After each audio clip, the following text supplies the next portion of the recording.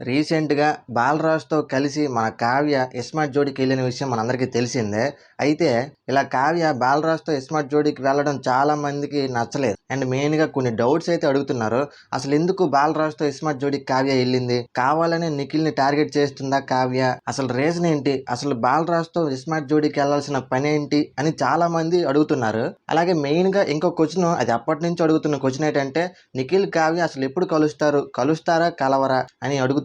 ఈ వీడియోతో మీకు ఫుల్ క్లారిటీ ఇస్తా. స్కిప్ చేయకుండా ఈ వీడియో చివరి వరకు చూడండి. ఇకపోతే మెయిన్ టాపిక్ లోకి వస్తే, మన కావ్య బాలరాజుతో ఇస్మార్ట్ జోడికి ఎందుకు వచ్చింది అంటే సీరియల్ ప్రమోషన్ కోసం. మీరు ఆ ప్రోమో మొత్తం చివరి వరకు చూస్తే ఒక కావ్య బాలరాజే కాకుండా ఇతర సీరియల్ నుంచి కూడా చాలా మంది వచ్చారు. సో అది విషయం. సీరియల్ ప్రమోషన్ కోసం ఇస్మార్ట్ జోడికి రావడం జరిగింది. లేదంటే ట్రెండింగ్ లో ఉన్న సీరియల్ వాళ్ళని తెచ్చైనా ఉంటారు. అదే అక్కడ జరిగిన విషయం. ఇంకా అంతకుమించి వేరేది ఏమీ లేదు. ఇది తెలియక చాలా మంది కావ్యని అయితే బాగా తిడుతున్నారు. ఇందులో కావ్య తప్పు అయితే ఏమీ లేదు. ప్రొడ్యూసర్ ఏది చెప్తే అది చేయాలి కదా. సో సీరియల్ ప్రమోషన్ కోసం ఇష్టం లేకపోయినా వచ్చింది అని నేను అనుకుంటున్నాను. ఇకపోతే మెయిన్ క్వశ్చన్ ఏంటంటే, కావ్య నిఖిల్ కలుస్తారా కలవరా అని చాలా మంది అడుగుతున్నారు. ఈ క్వశ్చన్ నన్నే కాదు, మీరు ఎంత మందిని అడిగినా వాళ్ళు చెప్పే ఆన్సర్ ఏంటంటే, వాళ్ళిద్దరూ 5 years రిలేషన్షిప్ లో ఉన్నారు. ఏవో చిన్న చిన్న గొడవల వల్ల కొంచెం డిస్టెన్స్ అయితే మెయింటైన్ చేస్తున్నారు. అంతేగాని వాళ్ళు కంప్లీట్ గా విడిపోలేదు.